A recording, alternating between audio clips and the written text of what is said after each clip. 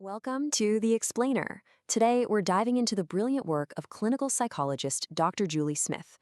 We're going to unpack some of her most essential, actionable advice for navigating, the challenges of modern life. So let's start with a scenario Dr. Smith says pretty much all of us can relate to. You post something online, you get this wave of support, maybe 100 positive comments. But what does your brain do? It goes on a hunt, right? It's looking for that one, single, critical comment. Now, the most important thing to get here is that this is not a personal flaw. You're not broken. It's a feature of your brain, not a bug. As Dr. Smith explains, it's actually a hardwired survival instinct that's been part of our human operating system for thousands and thousands of years. Okay, so let's dig into exactly why our minds are built this way. What's going on here? Well, it all really comes down to a fundamental clash between our ancient prehistoric brain and our very, very modern world. This thing has a name. Dr. Smith calls it the mental filter. You can think of it like your brain's default security system.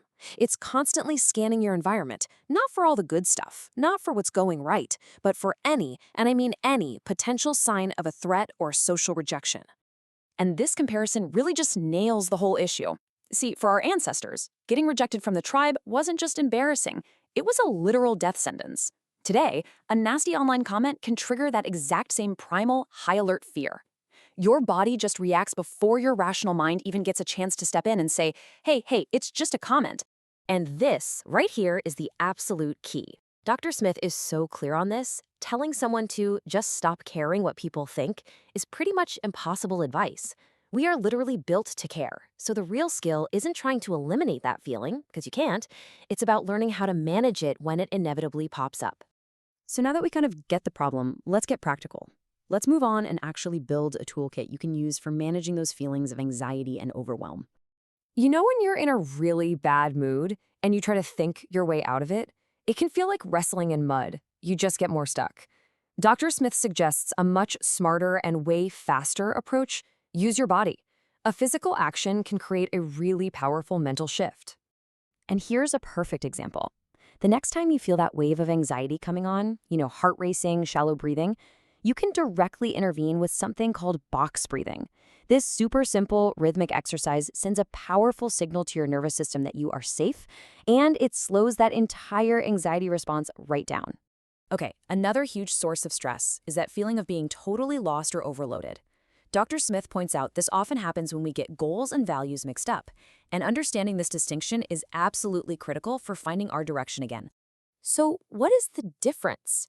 Think of it like this. A goal is a finish line. It's a destination you cross, and then it's done. But a value, that's your compass. It's not a place you arrive at. It's the direction you choose to travel in, day after day. And you can use this simple exercise to recalibrate anytime. By just rating how aligned your actions are with your values, you instantly see where the gap is.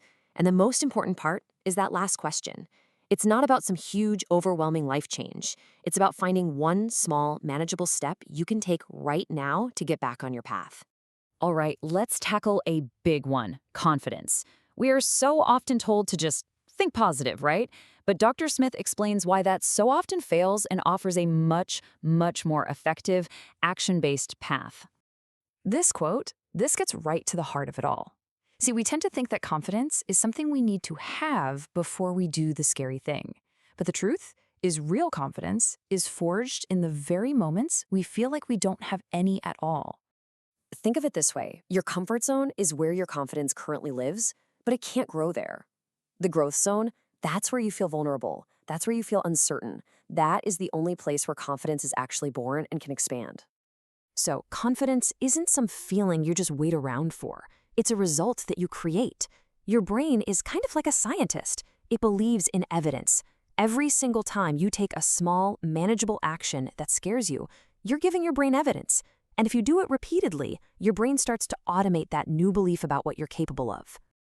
Okay, we've covered some really powerful ideas here about our instincts, our tools, and our confidence. So, what is the single most important message that ties all of this together?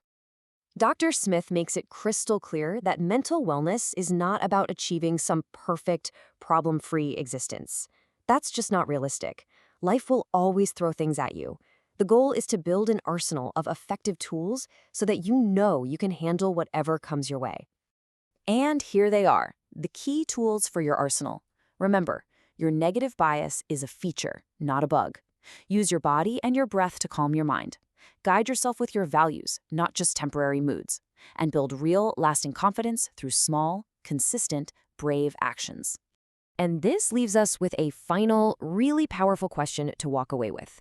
What if you just shifted your focus from chasing a fleeting feeling like happiness to pursuing a meaningful direction based on what you actually value? That single shift, that can change everything because it puts the power right back in your hands.